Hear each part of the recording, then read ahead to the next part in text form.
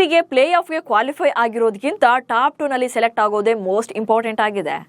ಆದರೆ already KKR ವಿರುದ್ಧದ ಪಂದ್ಯ ಮಳೆಯಿಂದಾಗಿ ಕ್ಯಾನ್ಸಲ್ ಆಗಿ ಇದೀಗ ಹೈದರಾಬಾದ್ ವಿರುದ್ಧದ ಪಂದ್ಯಕ್ಕೂ ಕೂಡ ಮಳೆ ರಗಳೆಯಾಗುವಂತ ಆತಂಕ ಎದುರಾಗಿತ್ತು. ಹಾಗೇನಾದ್ರೂ ಈ ಪಂದ್ಯದಲ್ಲೂ ಕೂಡ ಮಳೆ ಬಂದು ರದ್ದಾಗಿದ್ರೆ ದೊಡ್ಡ ಹೊಡೆತವೇ ಬೀಳ್ತಾ ಇತ್ತು. ಆದರೆ ಈಗ ಆ ಟೆನ್ಷನ್ ಇಲ್ಲ.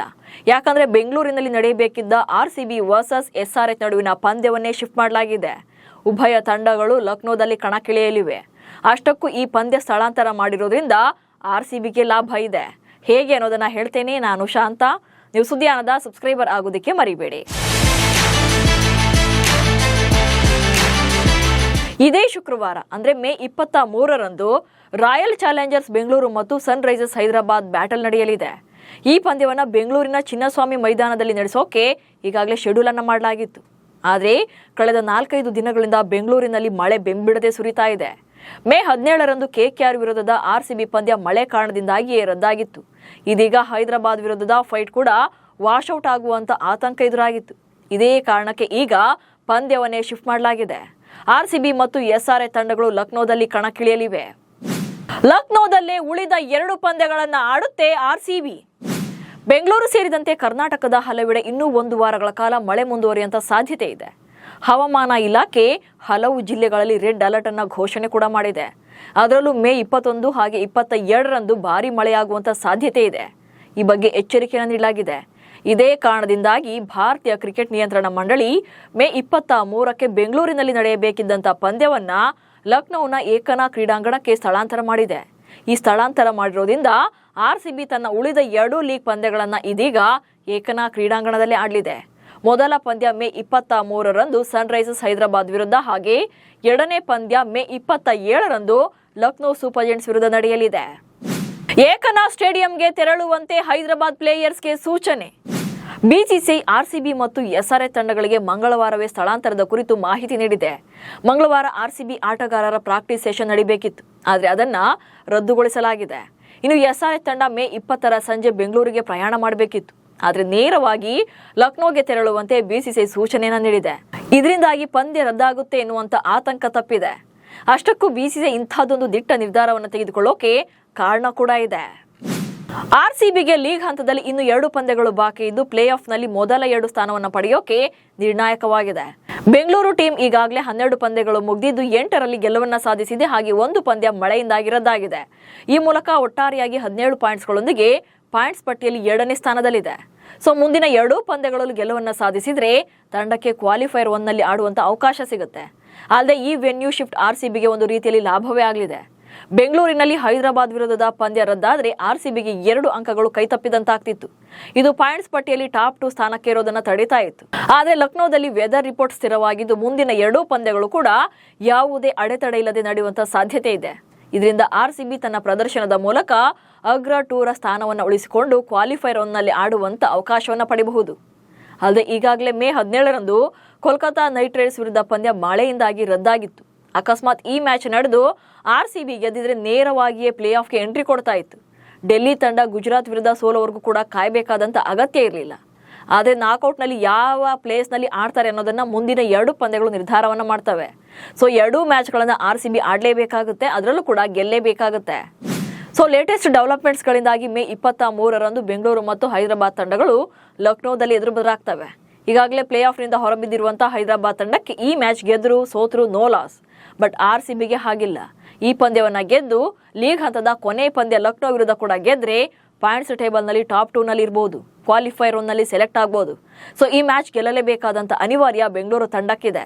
ಆದರೆ ಹೈದರಾಬಾದ್ ಈ ಸೀಸನ್ ಅಲ್ಲಿ ಅಷ್ಟೇನು ಒಳ್ಳೆ ಪ್ರದರ್ಶನ ನೀಡದೇ ಇದ್ರೂ ಕೂಡ ಲಾಸ್ಟ್ ಇಯರ್ ಮ್ಯಾಚ್ ನ ಮರೆಯೋಕೆ ಸಾಧ್ಯನೇ ಇಲ್ಲ.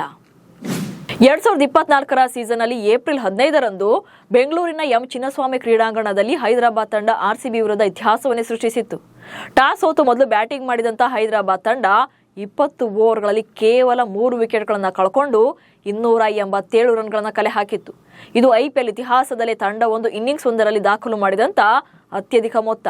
ಹೈದರಾಬಾದ್ ಪರ ಆರಂಭಿಕ ಆಟಗಾರ ಅಭಿಷೇಕ್ ಶರ್ಮಾ ಆರಂಭದಲ್ಲಿ 22 ಎಸೆತಗಳಲ್ಲಿ 34 ರನ್ ಬಾರಿಸಿದ್ರೆ ಟ್ರಾವಿಸ್ ಹೆಡ್ ಕೇವಲ 41 ಎಸೆತಗಳಲ್ಲಿ 102 ರನ್ಗಳ ಇನ್ನಿಂಗ್ಸ್ ಅನ್ನು ಆಡಿದ್ರು.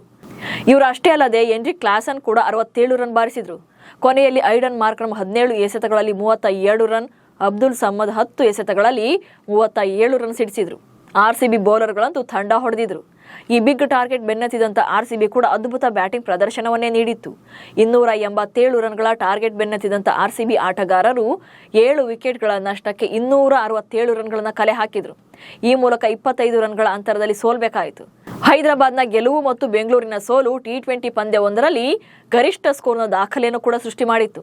ಅದಕ್ಕಿಂತ ಇಂಟ್ರೆಸ್ಟಿಂಗ್ ಅಂದ್ರೆ ಈ ಪಂದ್ಯದಲ್ಲಿ ಎರಡೂ ತಂಡಗಳು ಸೇರಿ ಒಟ್ಟಾರೆಯಾಗಿ 549 ರನ್ಗಳನ್ನ ಕಲೆ ಹಾಕಿದ್ವು. ಇದು IPL ಸೇರಿದಂತೆ ಯಾವುದೇ T20 ಪಂದ್ಯದ 2 ಇನ್ನಿಂಗ್ಸ್ಗಳಲ್ಲಿ ಅತ್ಯಧಿಕ ರನ್ಗಳು ಅನ್ನೋ ದಾಖಲೆ ಬರೆದಿತ್ತು. ಅಲ್ಲದೆ ರಾಯಲ್ ಚಾಲೆಂಜರ್ಸ್ ಬೆಂಗಳೂರು ವಿರುದ್ಧ ಸನ್ ರೈಸರ್ಸ್ ಹೈದರಾಬಾದ್ ತಂಡದ ಆಟಗಾರರು 22 ಸಿಕ್ಸರ್ಗಳನ್ನ ಸಿಡಿಸಿದ್ರು. ಇದು IPLನಲ್ಲಿ ಒಂದೇ ಇನ್ನಿಂಗ್ಸ್ನಲ್ಲಿ ಅತಿ ಹೆಚ್ಚು ಸಿಕ್ಸರ್ಗಳ ದಾಖಲೆ ಕೂಡ ಆಗಿದೆ. ಇನ್ನು ಬೆಂಗಳೂರು ತಂಡ ಕೂಡ 16 ಸಿಕ್ಸ್ಗಳನ್ನ ಬಾರಿಸಿತ್ತು. ಈ ಮೂಲಕ ಪಂದ್ಯದಲ್ಲಿ ಒಟ್ಟು 38 ಸಿಕ್ಸರ್ಗಳು ದಾಖಲಾಗಿದ್ವು. ಇದು IPLನಲ್ಲಿ ಅತಿ ಹೆಚ್ಚು ಸಿಕ್ಸರ್ಗಳ ರೆಕಾರ್ಡ್ ಕೂಡ ಆಗಿದೆ.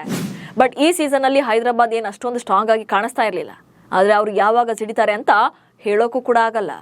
ಸದ್ಯ RCB ಮತ್ತು SRH ತಂಡಗಳು ಕಳೆದ ಪಂದ್ಯಗಳಲ್ಲಿ ಗೆಲುವಿನ ಮೂಲಕವೇ ಎದುರು ಬದಲಾಗ್ತಾ ಇವೆ. ಮೇ 3ರಂದು RCB ತಂಡ ಬೆಂಗಳೂರಿನಲ್ಲಿ CSK ವಿರುದ್ಧ 2 ರನ್ಗಳ ರೋಚಕ ಗೆಲುವನ್ನು ದಾಖಲಿಸಿತ್ತು. ಆ ಬಳಿಕ ಮೇ 17ರಂದು KKR ವಿರುದ್ಧ ಮ್ಯಾಚ್ ಇದ್ರೂ ಕೂಡ ಮಳೆಯಿಂದಾಗಿ ರದ್ದಾಗಿತ್ತು. ಸೊ ಆ ಪಂದ್ಯವನ್ನ ಆಡಿಲ್ಲ. ಇನ್ನು ಹೈದರಾಬಾದ್ ಟೀಮ್ ಮೇ 19ರಂದು ಲಕ್ನೋ ವಿರುದ್ಧ ಭರ್ಜರಿ ಗೆಲುವು ದಾಖಲಿಸಿದೆ. ಈ ಮೂಲಕ ಎರಡೂ ತಂಡಗಳು ಗೆಲುವಿನ ಟ್ರ್ಯಾಕ್ನಲ್ಲೇ ಈ ಪಂದ್ಯಕ್ಕೆ ಕಾಲಿಡ್ತಾ ಇವೆ. ಈ IPL ಇತಿಹಾಸದಲ್ಲಿ ಇಬ್ಬರ ರೆಕಾರ್ಡ್ಸ್ ಹೇಗಿದೆ ಅನ್ನೋದನ್ನ ನೋಡೋದಾದ್ರೆ RCB ಮತ್ತು SRH ತಂಡಗಳು ಇದುವರೆಗೆ 25 ಪಂದ್ಯಗಳಲ್ಲಿ ಪರಸ್ಪರ ಮುಖಾಮುಖಿಯಾಗಿವೆ. ಈ ಪಂದ್ಯಗಳಲ್ಲಿ RCB 11 ಸಲ ಗೆದ್ದಿದ್ರೆ SRH ತಂಡ 13 ಬಾರಿ ಜಯವನ್ನ ಗಳಿಸಿದೆ. ಒಂದು ಪಂದ್ಯ ಫಲಿತಾಂಶವನ್ನ ಕಂಡಿಲ್ಲ. ಈ ಸ್ಟಾಟ್ಸ್ ಅನ್ನ ನೋಡ್ತಾ ಇದ್ರೆ ಹೈದರಾಬಾದ್ ತಂಡವೇ ಮೇಲುಗೈ ಸಾಧಿಸಿದೆ. ಕಳೆದ 5 ಪಂದ್ಯಗಳ ರಿಸಲ್ಟ್ ಅನ್ನ ನೋಡಿದ್ರೆ RCB 3 ಸಲ ಮ್ಯಾಚ್ ಗಳನ್ನ ಗೆದ್ದಿದೆ. ಸೊ ಇದೆಲ್ಲ ಏನೇ ಇದ್ರೂ ಕೂಡ ಈ ಸೀಸನ್ ಅಲ್ಲಿ RCB ಬೆಸ್ಟ್ ಪರ್ಫಾರ್ಮೆನ್ಸ್ ಅನ್ನು ಕೊಡ್ತಾ ಇದೆ. ಬ್ಯಾಟಿಂಗ್ ಮತ್ತು ಬೌಲಿಂಗ್ ಅಲ್ಟಿಮೇಟ್ ಆಗಿದೆ.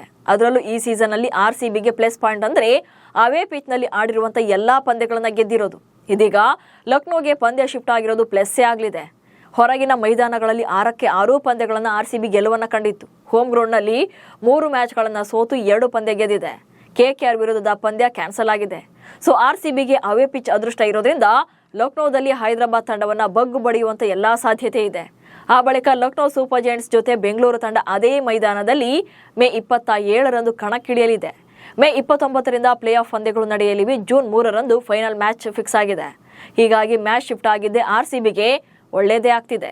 ಸೊ ನಿಮಗೂ ಕೂಡ ಪಂದ್ಯ ಸ್ಥಳಾಂತರ ಮಾಡಿದ್ದು ಸರಿ ಅನಿಸ್ತಿದ್ಯಾ?